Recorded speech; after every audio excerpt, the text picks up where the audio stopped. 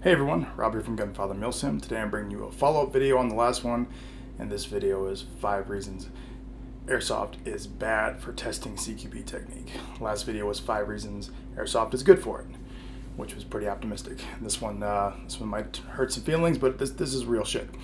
So in the last video, I probably didn't do the best job explaining exactly how we test different CQB technique.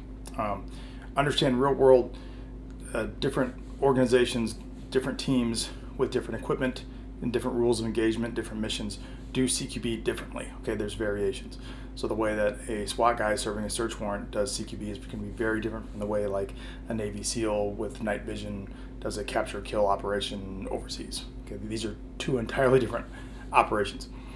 So how we determine which technique works best is kind of something of an ongoing debate. Now we have 2 ways we do it. One, we watch video footage and body-worn camera footage of previous operations, real-world shootings and stuff, and kind of glean a lot of information from that. And that's very helpful. 2, we do something we call simming it out. We use simunitions or UTM rounds, basically wax bullets, to set up scenarios where we test technique in a controlled environment and try to figure out which one has the highest percentage of victory. So the concept I'm trying to explore with the last video and with this video is, can we use recreational Airsoft CQB play to gain anecdotal evidence about which CQB techniques work best for a real-world application? Last video was 5 reasons I think it's a good idea. This video is 5 reasons I think it's a bad idea. Now this video might hurt some feelings out there because honestly this is an Airsoft channel, obviously. Most of the people who watch my content are Airsoft players. They don't have real-world experience with training with simunitions or UTMs or any sort of this stuff. So they might not know what they don't know. So just keep that in mind. The first reason Airsoft CQB is horrible for testing CQB technique is kind of obvious. It's a game, okay?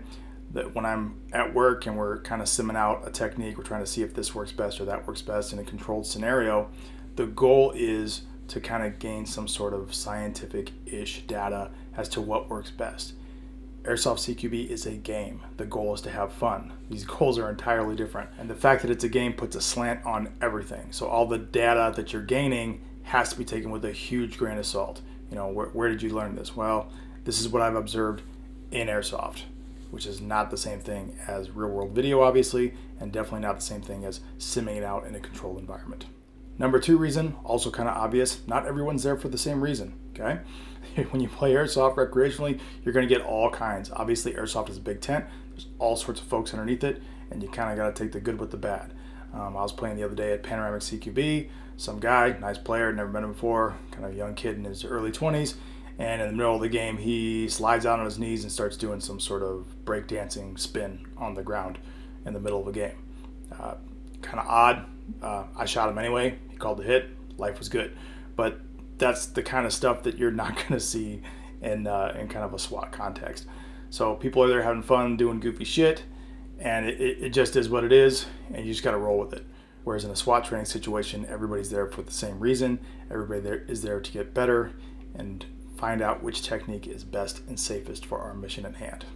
Number 3 reason Airsoft CQB is horrible for CQB technique testing is the guns do not work like real guns. Yes, I talked about in the last video, they are 1-to-1 replicas. The weight is the same, the size is the same.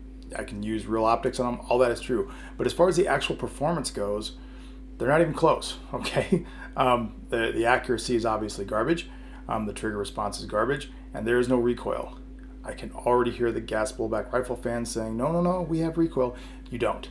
It's nothing. It's nothing compared to a real firearm. Whereas if I was using like a UTM system or a simunition system, the recoil is actually pretty comparable to a real firearm. Why? Because it's designed to be that way. It's designed to be a 1-to-1 perfect representation of how the gun performs. Airsoft focuses on being a 1-to-1 replica of how the gun is supposed to look. And the performance is kind of like, we'll get it as good as we can, but still be safe. So it's just not the same. The recoil is non-existent, and the trigger response is garbage. Even a HPA trigger, it feels nothing like a real trigger. Is it better? Yeah, the trigger response is pretty good, but the way you pull that trigger, it just doesn't feel anything like a real trigger. So that can be a problem. Once again, something we got to be mindful of. 4th reason it's bad is Airsoft can build training scars if you are not careful. You have to be really careful with how you do things.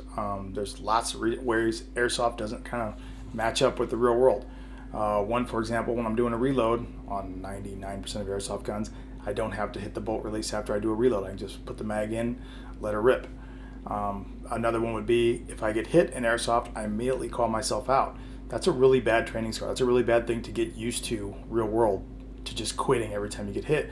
Because real world, most people that get hit with gunfire do not die. They just get wounded. And they can oftentimes fight on, they can oftentimes self-extract. There's a bunch of things we can do. So in SWAT training, we try to train through our injuries if we can. If we're hit in the arm, we just don't use that arm or whatever. That's completely different from an airsoft context. And you really got to keep stuff like that in mind. Once again, using airsoft puts a slant on everything, and you got to take all the data you're gaining with a pretty big grain of salt. The last reason that airsoft is not a good idea for testing CQB technique is that it's limited. It's very limited. It's airsoft. It's designed for recreation, for having fun. Although anytime you're shooting projectiles at people that cause pain, there's a training value there, there's a benefit there. You got to be real about things. One big limitation of it is it doesn't leave a mark where you hit. Whereas both simunitions and UTMs, they're marker rounds. They're kind of paint projectiles that leave marks. Another one is airsoft does not shoot through anything, really. Whereas real bullets obviously go through drywall and can shoot through a lot of things that for airsoft are cover, when in reality it's just concealment. Now that's the same limitation that both UTM and simunitions have, so that's nothing new. SWAT trainers have been trying to work around that one for years by making paper walls and stuff with varying degrees of success. It's a lot of work trying to simulate the ability of people to shoot through walls and still make it safe. It's actually one of those things that real world trainers are still trying to tackle. And honestly, in the real world, it just doesn't happen that often. Bad guys generally don't shoot through walls. It's just not something we see very often in a real world gunfight video. So those are the 5 reasons that airsoft is horrible for testing CQB technique. The good news is that that's not why people do it. Generally, people will do airsoft for recreation because it's fun. And for me, that's about 80% of why I'm there. It's just for fun. It's also nice for me that I can go, you know what? Let me try switching shoulders. Let me try doing some stuff I usually don't do in training because it's airsoft. I have a chance to. It's recreational. And we'll just see how it works out in kind of this low stress environment and just play around with it a little bit, because I can use that one-to-one replica to try some new things. I can gain a lot of information on the airsoft side that I can turn around and take to SWAT training and try to validate that information there under more controlled circumstances. That's all I got for this topic. If you guys like my content, please like, subscribe, hit the little bell. You guys know how YouTube works. Better yet, support my channel by buying some content. Go to dieshowtactical.com. That's my company, that's my website. On there you can find Gunfather Milsim patches. They look like that. You can also find a variety of Dice Show tactical slings. I make a whole variety of tactical slings. You can find them there, and every sling you purchase helps support my content, helps me put out more stuff for you guys in the future. Thanks for watching.